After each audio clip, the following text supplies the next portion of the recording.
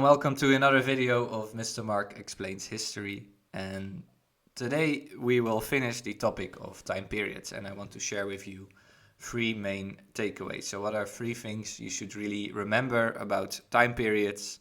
And always keep remembering this when you hear time periods, when a teacher mentions them. Keep those three things in mind.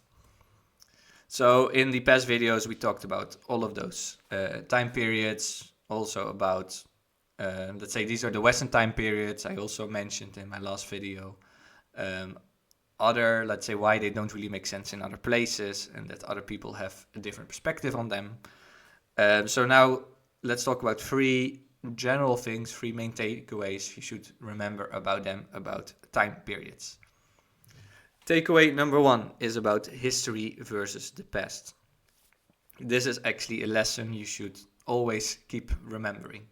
So the past and history are not the same. History is not the same as the past, because the past is everything that has happened before, and history is our story of the past that matters to us and helps us understand the past. So if we look here at this picture, the past is this massive circle. It's like all actions by everyone ever in all times and places. And a real smaller circle is the sources we have, what has been recorded about it. And then even a smaller circle is, let's say, the things we can actually use, that is reliable information. And then out of that we have a tiny circle, let's say the account that we can write down, like this is what happened, this is our explanation of the past.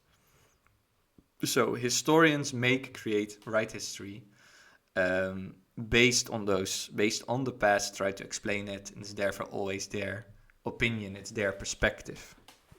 It's also subjective history, it's their view on the past. So why is this important for time periods? Why should you remember this for time periods?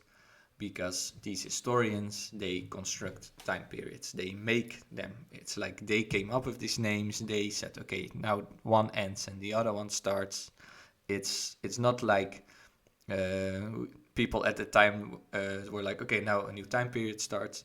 It's really historians talking to each other, looking at sources and saying, now something changed, now a new time period should start.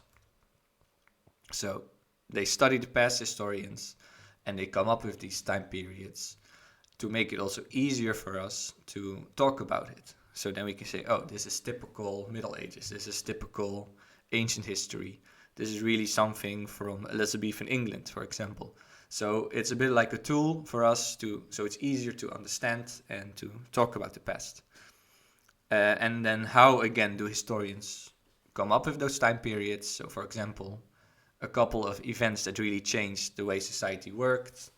That could be a good way to make periods, maybe based on people, dynasties like in China, or for example Anglo-Saxon England and then Norman England, and then for example this dynasty, the Plantagenet dynasty. So those are also ways to make periods or characteristics. So for example the Renaissance, this new way of thinking, or important developments like Industrial Revolution.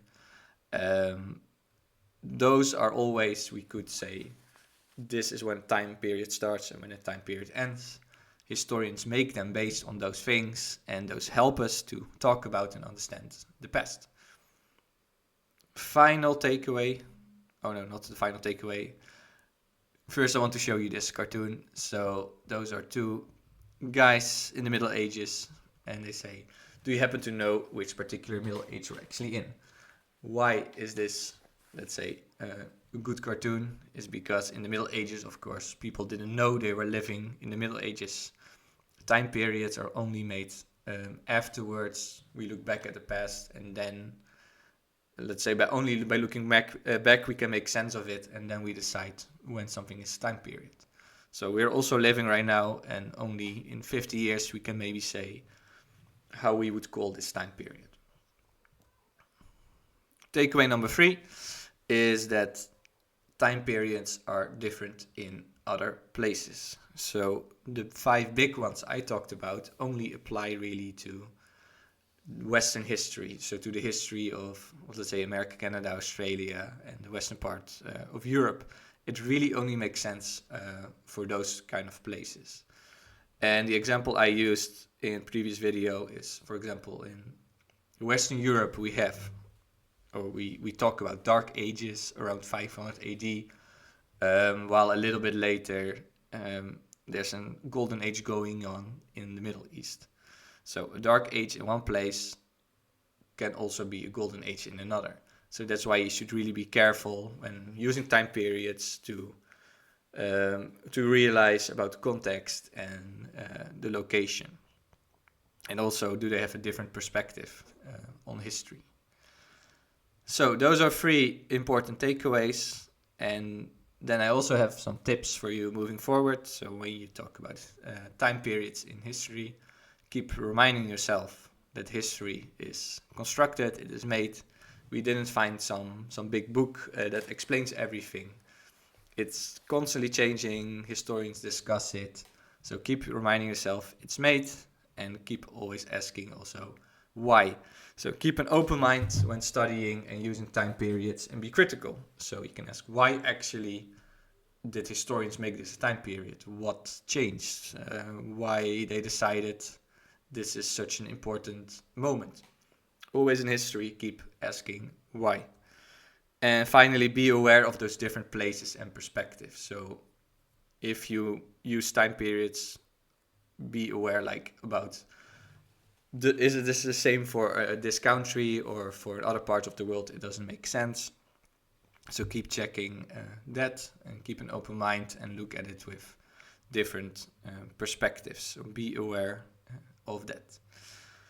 So this is the end for the mini-series about time periods, but soon we're gonna start new mini-series about loads of other topics. I wanted to make this one first because it's good to have, let's say, a little overview, and then you can zoom in on more specific places, events, developments, etc. If you have a suggestion for a new topic, leave a comment, and of course, like, subscribe. Thank you for watching, and see you next time.